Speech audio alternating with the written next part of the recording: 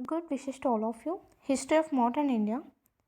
Chapter 7 The Revolt of 1857 audiobook. A mighty popular revolt broke out in northern and central India in 1857 and nearly swept away British rule. It began with the mutiny of the sepoys or the Indian soldiers of the Company's army, but soon engulfed wide regions and involved the masses. Millions of peasants, artisans, and soldiers fought heroically for over a year and by their exemplary courage and sacrifice wrote a glorious chapter in the history of the Indian people. General causes. The revolt of 1857 was much more than a mere product of sepoy discontent. It was in reality a product of the character and policies of colonial rule, of the accumulated grievances of people against the company's administration, and of their dislike of the foreign regime. For over a century, as the British had been conquering the country bit by bit, popular discontent and hatred against foreign rule were gaining strength among different sections of Indian society. It was this discontent that burst forth into a mighty popular revolt. Perhaps the most important cause of the popular discontent was the economic exploitation of the country by the British and the complete destruction of its traditional economic fabric. This both impoverished the vast mass of peasants, artisans, and handicraftsmen, as also a large number of traditional jamindars and chiefs. We have traced the disastrous economic impact of early British rule in another chapter. Other general causes were British land and land revenue policies and systems of law administration. In particular, a large number of peasant proprietors subjected to exorbitant land revenue demand lost their lands to traders and money lenders and found themselves hopelessly mired in debt. The new landlords, lacking the ties of tradition that had linked the old jamindars to peasants, pushed rents up to ruinous heights and evicted them in case of non-payment. The economic decline of the peasantry found expressions in 12 major and numerous minor famines from 1770 to 1857. Similarly, many jamindars were harassed by demands for higher land revenue and threatened with a forfeiture of their jamindari lands and rights and loss of their status in the villages. They resented their loss even more when they were replaced by rank outsiders, officials, merchants, and moneylenders. In addition, common people were hard hit by the prevalence of corruption at the lower levels of administration. The policy, petty officials, and lower law courts were notoriously corrupt. William Edwards, a British official, wrote in 1859 while discussing the causes of the revolt that the police were a scores to the people and that their oppressions and exactions from one of the chief grounds of dissatisfaction with our government. The petty officials lost no opportunity to enrich themselves at the cost of the rights and the jamindars.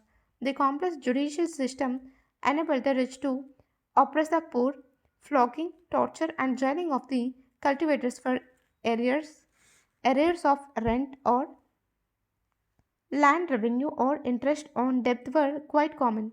Thus, the growing poverty of the people made them desperate and led them to join a general revolt in the hope of improving their lot.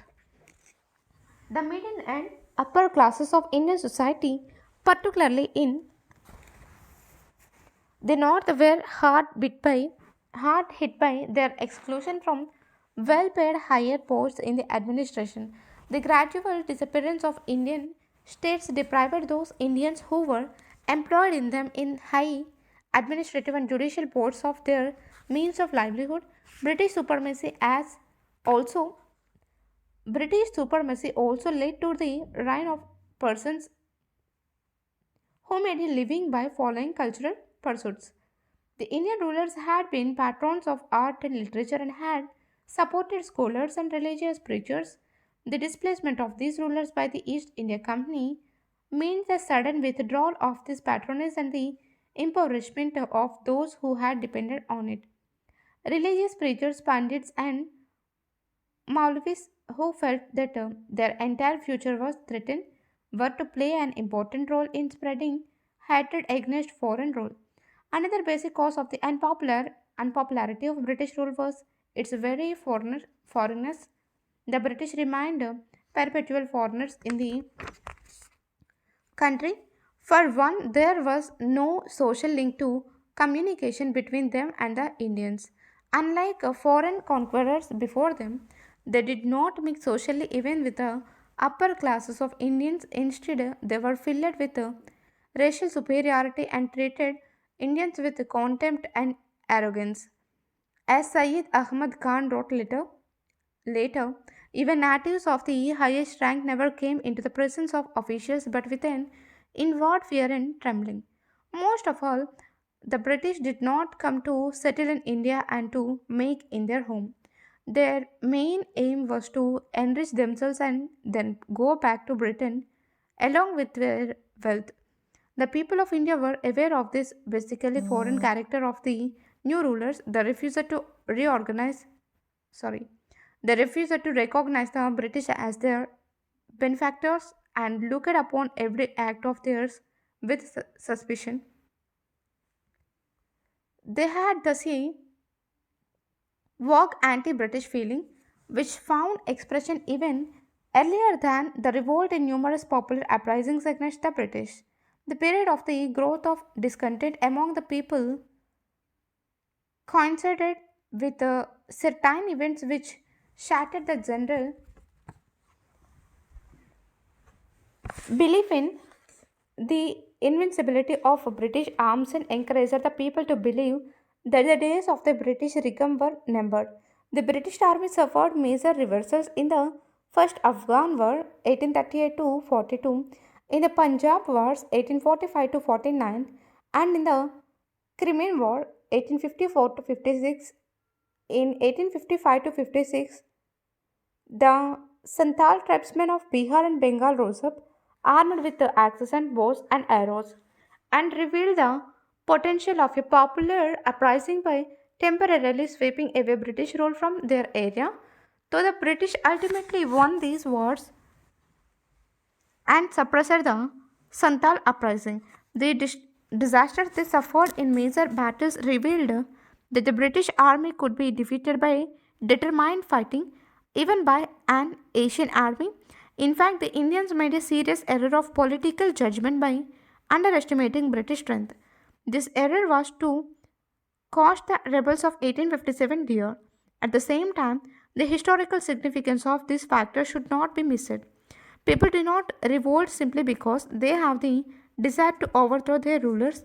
They must, in addition, possess the confidence that they can do successfully. The annexation of Awadh by Lord Dalhousie in 1856 was widely resented in India in general and in Awadh in particular. More specifically, it created an atmosphere of rebellion in Awadh in the company's army. Dalhousie's action angered the company's sepoys, 75,000 of whom came from Awadh. Lacking an all India feeling, these sepoys had helped the British conquer the rest of India, but they did possess regional and local patriotism and did not want their homelands to come under the foreigners' sway. Moreover, the annexation of Awadh adversely affected the sepoy's purse. He had to pay higher taxes on the land his family held in Awadh. The excuse that Dalhousie had advanced for annexing Awadh was that he wanted to free the people from the Nawab's mismanagement and Talukdar's oppression, but in practice, the people got no relief. Indeed, the common man had now to pay higher land revenue and additional taxes on articles of food, houses, ferries, opium, and justice. The dissolution of the Nawab's administration and army threw out of jobs thousands of nobles, gentlemen, and officials, together with their retainers and officers and soldiers, and created unemployment in almost every peasant's home. Similarly, merchants, shopkeepers, and handicraftsmen who had catered to the Awadh court and nobles lost their livelihood. Moreover, the British confiscated the estates of the majority of the talukdars or zamindars. These dispossessed talukdars, numbering nearly 21,000, anxious to regain their lost estates and possession, became the most dangerous opponents of British rule. The annexation of Awadh, along with the ordered annexation of Dalhousie, created panic among rulers of the native states. They now discovered that even their most groveling loyalty had failed to satisfy the British greed for territory. What is of even greater importance, the political pressures of the British suffered a great deal because of the manner in which they had repeatedly broken their written and oral pledges and treaties with the Indian powers and annexed them to reduce them to subordination and imposed their own nominees on their thrones. This policy of annexation and subordination was, for example, directly responsible for making Nana Sahib the Rani of Jhansi and Bahadur Shah their staunch enemies. Nana Sahib was the adopted son of Bajirao II, the last Peshwa. The British refused to grant Nana Sahib the pension they were paying to Bajirao II and forced him to live at Kanpur, far away from his family seat at Pune. Similarly, the British insistence on the annexation of Jhansi incensed the proud Rani Lakshmi Bai, who wanted her adopted son to succeed her deceased husband. The house of the Mughals was humbled when Dalhousie announced in 1849 that the successor to Bahadur Shah would have to abandon the historic Red Fort and move to a humbler residence at the Qutb on the outskirts of Delhi. And in 1856, Canning announced that after Bahadur Shah's death, the Mughals would lose the title of kings and would be known as mere princes. An important factor in turning the people against British rule was their fear that it endangered their religion. This fear was largely due to the activities of the Christian missionaries who were to be seen everywhere in the schools, in the hospitals, in the prisons, and at the marketplaces. These missionaries tried to convert people and made violent and vulgar public attacks on Hinduism and Islam. They openly ridiculed and denounced the long cherished customs and traditions of the people. They were moreover provided police protection. The actual conversation made by them appeared to the people as living proof of the threat to their religion.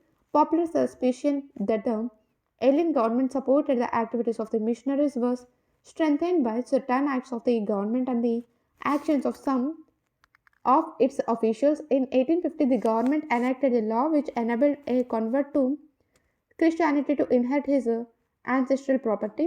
Moreover, the government maintained at its cost chaplains or Christian priests in the army. Many officials, civil as well as military, considered it their religious duty to encourage missionary propaganda and to provide instruction in Christianity in government schools and even in jails. The conservative religious and social sentiments of many people were also hurt by some of the humanitarian measures which the government had undertaken on the advice of Indian reformers. They believed that an alien Christian government had no right to interfere in their religion and customs. The abolition of the custom of sati, the legalization of widow remarriage, and the opening of Western education to girls appeared to them as examples of such undue interference. Religious sentiments were also hurt by the official policy of taxing lands belonging to temples and mosques and to their priests or the charitable institutions which had been exempted from taxation by previous Indian rulers. Moreover, the many Brahmin and Muslim families dependent on these lands were aroused to fury and they began to propagate that the British were trying to undermine the religions of India. The revolt of 1857 started with the mutiny of the company's sepoys. We have therefore to examine with why the sepoys, who had by their devoted service enabled the company to conquer India and who enjoyed high prestige and economic security, suddenly became rebellious. Here, the first fact to be kept in view is that the sepoys were, after all, a part of Indian society and therefore felt out and suffered to some extent what other Indians did. The hopes, desires, and despairs of the other sections of society, especially the peasantry, were reflected in them. The sepoy was, in fact, a peasant in uniform. If their near and dear ones suffered from the destructive economic consequences of British rule, they in turn felt this suffering. They were also duly affected by the general belief that the British were interfering in their religions and were determined to convert Indians to Christianity. Their own experience of predisposed them to such a belief. They knew that the army was maintaining chaplains at state cost. Moreover, some of the British officers in their religious ardor carried on Christian propaganda among the sepoys. The sepoys also had religious or caste grievances of their own. The Indians of those The Indians of those days were very strict in observing caste rules, etc. The military authorities forbade the sepoys to wear caste and sectarian marks, beards, or turbans. In 1856, an act was passed under which every new recruit undertook to serve even overseas if required. This hurt the sepoy sentiments as, according to the current religious beliefs of the Hindus, travel across the sea was forbidden and led to loss of caste. The sepoys also had numerous other grievances. A wide gulf had come into existence between the officers and the sepoys, who were often treated with contempt by their British officers. A contemporary English observer noted that the officers and men have not been friends but strangers to one another.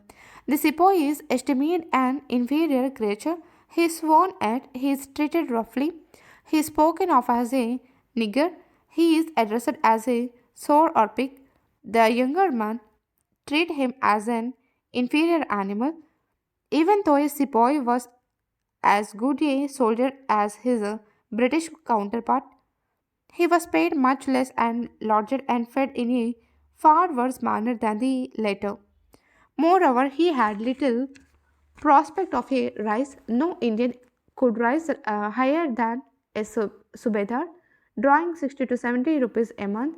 In fact, the sepoy's life was quite hard. Naturally, the sepoy resented this artificial and enforced position of inferiority, as the British historian T.R. Holmes has put it. Though he might give signs of the military genius of a Hyder, he knew that he could never attain the pay of an English subaltern, and the rank to which he might attain after some 30 years of faithful service would not protect him from the insolent dictation of an ensign fresh from England.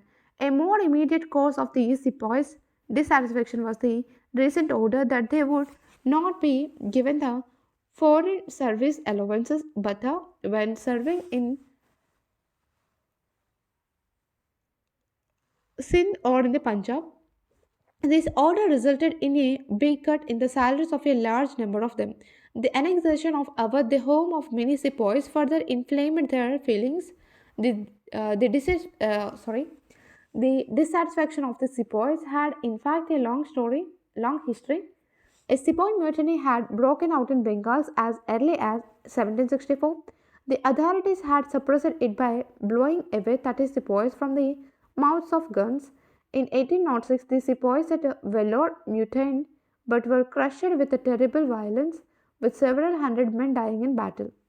In 1824, the 47th Regiment of Sepoys at Barrackpore refused to go to Burma by the sea route. The regiment was disbanded, its unarmed men were fired upon by artillery, and the leaders of the sepoys were hanged. In 1844, seven battalions revolted on the question of salaries and butter. Similarly, the sepoys in Afghanistan were on the verge of revolt during the Afghan War.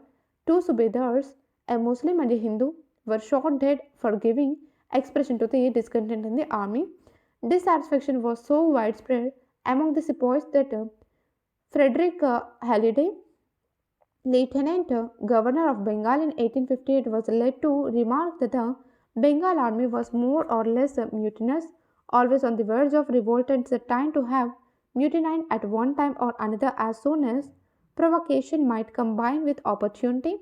Thus, widespread and intense dislike and even hatred of foreign rule prevailed among large numbers of Indian people and soldiers of the company's army. This feeling was later summed up by Syed Ahmad Khan in this causes of the Indian mutiny as follows. At length, the Indians fell into the habit of thinking that all laws were passed with a view to degrade and ruin them and to deprive them and their compatriots of their religion. At last came the time when all men looked upon the English government as slow poison, a rope of sand, a treacherous flame of fire. They began to believe that if today they escaped from the clutches of the government, tomorrow they would fall into them, or that even if they escaped the morrow, the third day would see their run. The people wished for a change in the government and rejoiced heartily at the idea of British rule being superseded by another. Similarly, a proclamation issued by the rebels in Delhi complained first, in Hindustan they have exacted as revenue rupees 300 where only 200 were due and rupees 500 were but 400 were demandable and still they are solicitous to raise their demands. The people must therefore be run and beguiled. Second, they have doubted and quadrupled and raised tenfold the Chowkidari tax and had wished to run the people. Third, the occupation of all respectable and learned men is gone, and millions are destitute of the necessaries of life. When anyone is searched for employment, determines on proceeding from one jilla to another. Every soul is chartered 6 by as toll on roads and has to pay from 4 to 8 annas for each cart. Those only who pay are permitted to travel on the public roads. How far can we detail the oppression of the tyrants? Gradually matters arrived such at such a pitch that the government had determined to subvert everyone's religion. The revolt of 1857 came as a culmination of popular discontent with the British policies and imperialist exploitation, but it was no sudden occurrence. For nearly a century, there had been fierce popular resistance to British domination all over India. Armed rebellions began as British rule was established in Bengal and Bihar, and they occurred in area after area. As it was conquered, there was hardly a year without armed opposition or a decade without a major rebellion in one part of the country or the other. From 1763 to 1856, there were more than 40 major rebellions and hundreds of minor ones. These rebellions had been often led by Rajas, Nawabs, Jamindars, landlords, and polygars, but their fighting forces had been provided by peasants, artisans, and ex soldiers of the deposed Indian rulers and deposed and disarmed Jamindars and polygars. These almost continuous rebellions were massive in their totality, but every wholly local in their spread and isolated from each other. They were also localized in their effects. The immediate cause. By 1857, the material for a mass upheaval was ready, only a spark was needed to set it afire. The episode of the greaser cartridges provided the spark for the sepoys, and their mutiny gave the general populace the occasion to revolt. The new Enfield rifle had been first introduced in the army. Its cartridges had a greaser paper cover whose end had to be bitten off before the cartridge was loaded into the rifle. The grease was in some instances composed of beef and pig fat. The sepoys, Hindu as well as Muslim, were enraged. The use of the greaser cartridges would endanger their religion. Many of them believed that the government was deliberately trying to destroy their religion and convert them to Christianity. The time to rebel had come. The beginning and course of the revolt was the revolt of 1857 spontaneous and unplanned or the result of careful and secret organization. It is not easy to answer this question with certainty. A peculiar aspect of the study of the history of the revolt of 1857 is that it has to be based almost entirely on British records. The rebels have left behind no records. As they worked illegally, they perhaps kept no records. Moreover, they were defeated and suppressed, and their version of events died with them. Lastly, for years Afterwards, the British suppressed any favorable mention of the revolt and took strong action against anyone who tried to present the rebel sides of the story. One group of historians and writers has asserted that the revolt was a result of a widespread and well organized conspiracy. The point to the circulation of chapatis and red lotuses, propaganda by wandering sannyasis, fakirs, and madaris. Other writers equally forcefully deny that any careful planning went into the making of the revolt. They point out that not a scrap of paper was discovered before or after the revolt, indicating on indicating an organized conspiracy, nor did a single witness come forward to make such a claim. The revolt began at a mere 58 kilometers from Delhi on 10th May 1857 and then, gathering force rapidly, it cut across northern India as if like a sword. It soon embraced a vast area from the Punjab in the north and the Narmada in the south to Bihar in the eastern Rajputana in the west. Even before the outbreak at Meerut, Mangal Pandey had become a martyr at Barakpur. Mangal Pandey, a young soldier, was hanged on 29th March 1857 for revolting single handed and attacking his superior officers.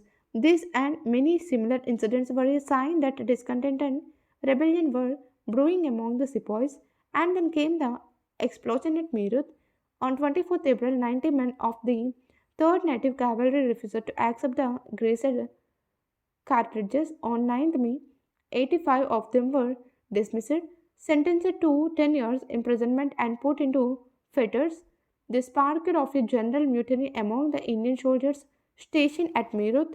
The very next day, on 10th May, they released their imprisoned comrades, killed their officers, and unfurled the banner of revolt. As if drawn by a magnet, they set off for Delhi after sunset. When the Meerut soldiers appeared in Delhi in the next morning, the local infantry joined them, killed their own European officers, and seized the city. The rebellious soldiers now proclaimed the aged and powerless Bahadur Shah the Emperor of India. Delhi was soon to become the center of the Great Revolt, and Bahadur Shah its great symbol. The spontaneous rising of the last Mughal king to the leadership of the country was recognition of the fact that the long reign of the Mughal dynasty had made it the traditional symbol of India's political unity. With this single act, the sepoys had transformed a mutiny of soldiers into a revolutionary war. This is why rebellious sepoys from all over the country automatically turned their steps towards Delhi, and all Indian chiefs who took part in the revolt tended to proclaim their loyalty to the Mughal Emperor Bahadur Shah in turn under the instigation and perhaps the pressure of the sepoys, and after initial vacillation wrote letters to all the chiefs and rulers of Indian, arguing them to organize a confederacy of Indian states to fight and replace the British regime. The entire Bengal army soon rose in revolt, which spread quickly over the Rohilkhand, the Doab, the Bundelkhand, central India. Large parts of Bihar and the East Punjab all shook off British authority. In many of the princely states, rulers remained loyal to their British overlord, but the soldiers revolted or remained on the brink of revolt. Many of Indore's troops rebelled and joined the sepoys. Similarly, over 20,000 of Gwalior's troops went over to Tantia Top and the Rani of Jhansi. Many small chiefs of Rajasthan and Maharashtra revolted with the support of the people who were quite hostile to the British. Local rebellions also occurred in Hyderabad and Bengal. The tremendous sweep and breadth of the revolt was matched by its depth. Everywhere in northern and central India, the mutiny of the sepoys triggered popular revolts among the civilian population. After the sepoys had destroyed British authority, the common people rose up in arms, often fighting with spears and axes, bows and arrows, lathis and sickles, and crude muskets. In many places, however, the people revolted even before the sepoys did, or even when no sepoy regiments were present. It is the wide participation in the revolt by the peasantry, the artisans, shopkeepers, day laborers, and jamindars, which gave it real strength as well as the character of a popular revolt. Especially in the areas at present included in Uttar Pradesh and Bihar, here the peasants and jamindars gave free expression to their grievances by attacking the moneylenders and new jamindars who had displaced them from the land. They took advantage of the revolt to destroy the moneylenders' account books and records of debts. They also attacked the British establishment law courts, revenue offices, tehsils, and revenue records and thanas. It is of some importance to note that in many of the battles, commoners far surpassed the sepoys in numbers. According to one estimate of the total number of about 1,50,000 men who died fighting the English in Awadh, over 1 lakh were civilians. It should also be noted that even where people did not rise up in revolt, they showed strong sympathy for the rebels. They rejoiced in the success of the rebels and organized a social boycott of those sepoys who remained loyal to the British. They showed active hostility to British forces, refused to give them help or information, and even misled them with wrong information. W. H. Russell, who toured India in 1858 and 1859 as the correspondent of the London Times, wrote that in no instance is a friendly glance directed to the white man's courage. Oh, that language of the eye! Who can doubt? Who can misinterpret it? It is by it alone that I have learned our race is not even feared at times by many, and that by all it is disliked. The popular character of the revolt of 1857 also became evident when the British tried to crush it. They had to wage a vigorous and ruthless war not only against the rebellious sepoys but again also against the people of Delhi, Awadh, northwestern provinces, and Agra, central India, and western Bihar, burning entire villages and massacring villages and urban people. They had to fight and reconquer many parts of northern India, village by village. They had to cow down people with public hangings and executions without trial, thus revealing how deep the revolt was in these parts.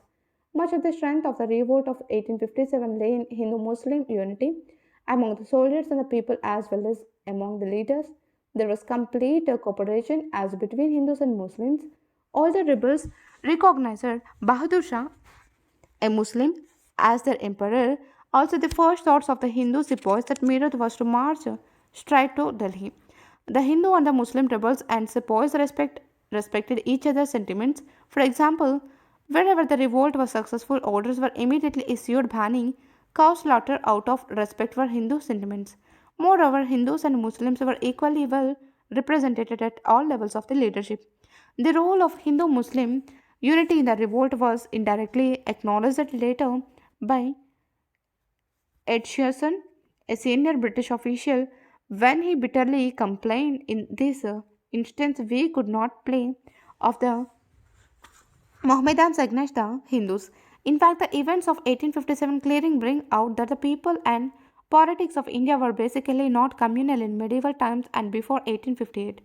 The storm centers of the revolt of 1857 were at Delhi, Kanpur, Lucknow, Bareilly, Jhansi, and Arrah in Bihar.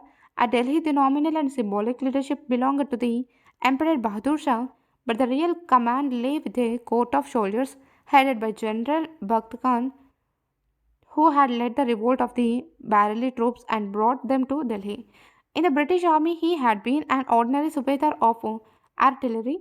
Bakht Khan represented the popular and plebeian element at the headquarters of the revolt. The Emperor Bahadur Shah was perhaps the weakest link in the chain of leadership of the revolt. His weak personality, old age, and lack of qualities of leadership created political weakness at the nerve center of the revolt and did incalculable damage to it. At Kanpur, the revolt was led by Nana Sahib, the adopted son of Bajirao II, the last Peshwa. Nana Sahib expelled the English from Kanpur with the help of the sepoys and proclaimed himself the Peshwa. At the same time, he acknowledged Bahadur Shah as the Emperor of India and declared himself his governor. The chief burden of fighting on behalf of Nana Sahib fell on the shoulders of Tanthia Tope, one of his most loyal servants. Tanthia Tope has won immortal fame by his patriotism, determined fighting, and skillful guerrilla operations. Azmullah was another loyal servant of Nana Sahib. He was an expert in political propaganda. Unfortunately, Nana Sahib tarnished his brave record by deceitfully killing the British garrison at Kanpur after he had agreed to give them safe conduct.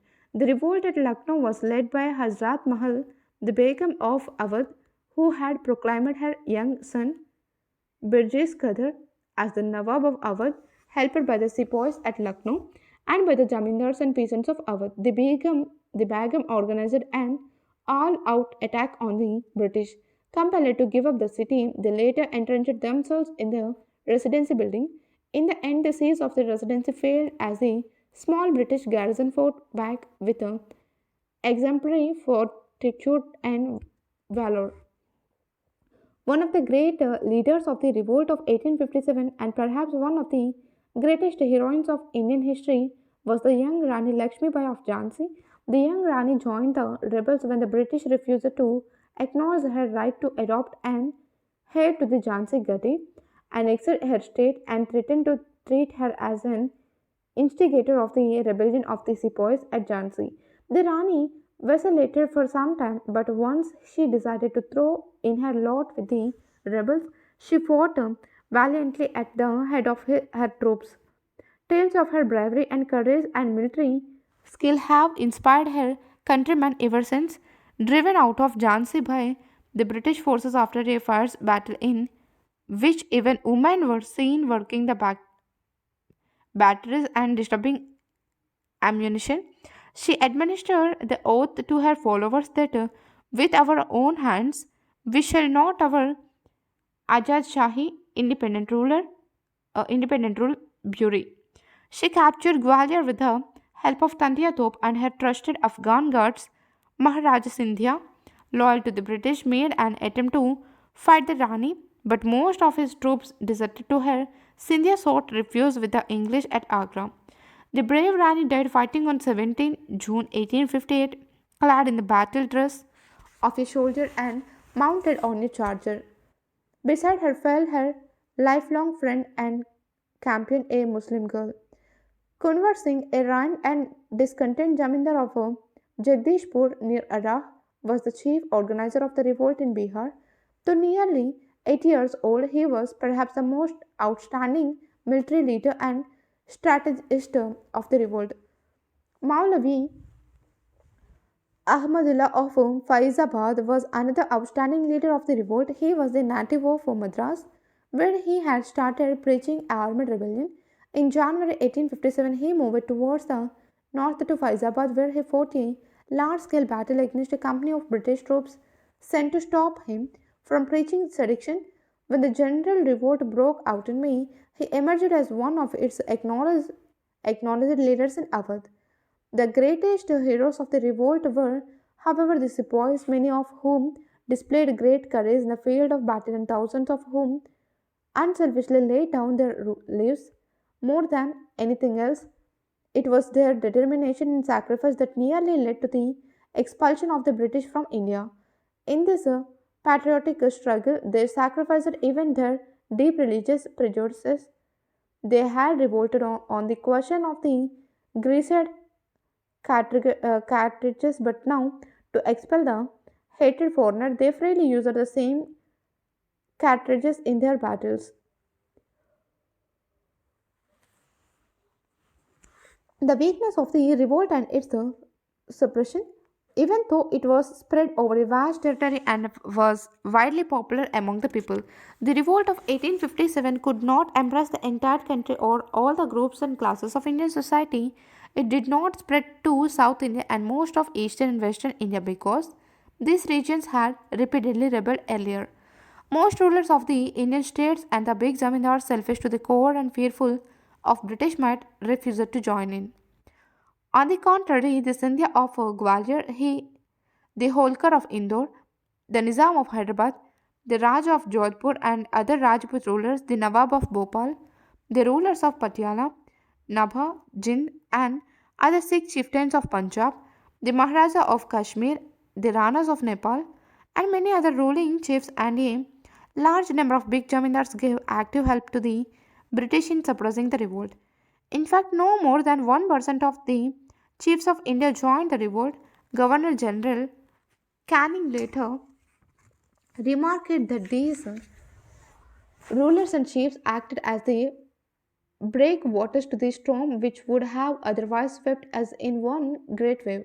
Madras, Bombay, Bengal, and the western Punjab remained undisturbed, even though the popular feeling in these provinces favored the rebels. Moreover, except for the discontent and the dispossessed Jamindar, the middle and upper classes were mostly critical of the rebels. Most of the propertied classes were either cool towards them or actively hostile to them. Even many of the talukdars, big jamindars of Awadh who had joined the revolt, abandoned it once the government gave them an assurance that their estates would be returned to them.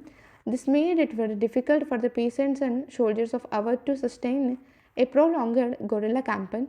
The money lenders were the chief targets of the villagers' attacks. They were therefore naturally hostile to the revolt. The merchants too gradually became unfriendly. The rebels were compelled to impose heavy taxation on them in order to finance the war or to seize their stocks of foodstuffs to feed the army.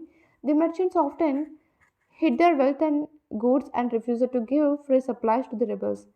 The Jamindars of Bengal also remained loyal to the British. They were, after all, a creation of the British. Moreover, the hostility of Bihar peasants towards the Jamindars frightened the Bengal Jamindars. Similarly, the big merchants of Bombay, Kolkata, and Madras supported the British because their main profits came from foreign trade and economic connections with the British merchants. The modern educated Indians also did not support the revolt. They were repelled by the rebels' appeal to superstitions and their opposition to progressive social measures. As we have seen, the educated Indians wanted to end the backwardness of their country. They mistakenly believed that British rule would help them accomplish these tasks of modernization, while the rebels led by Jamindars, old rulers, and chieftains and other feudal elements would take the country backward. Only later did the educated Indians learn from experience that a foreign rule was incapable of modernizing the country and that it would instead impoverish it and keep it backward. The revolutionaries of 1857 proved to be more far sighted in this respect. They had a better instinctive understanding of the evils of foreign rule and of the necessity to get rid of it. On the other hand, they did not realize, as did the educated intelligentsia, that the country had fallen prey to foreigners precisely because it had stuck to rotten and outmoded customs, traditions, and institutions. They failed to see that national salvation lay not in going back to feudal monarchy, but in going forward to a modern society, a modern economy, scientific education, and modern political institutions. In any case, it cannot be said that the educated Indians were anti national or loyal to a foreign regime. As events after 1858 were to show, they were soon to lead a powerful and modern national movement against British rule. Whatever the reason for the disunity of Indians, it was to prove fatal to the revolt. But this was not the only weakness from which the cause of the rebels suffered. They were short of modern weapons and other materials of war. Most of them fought with such ancient weapons as pikes and swords.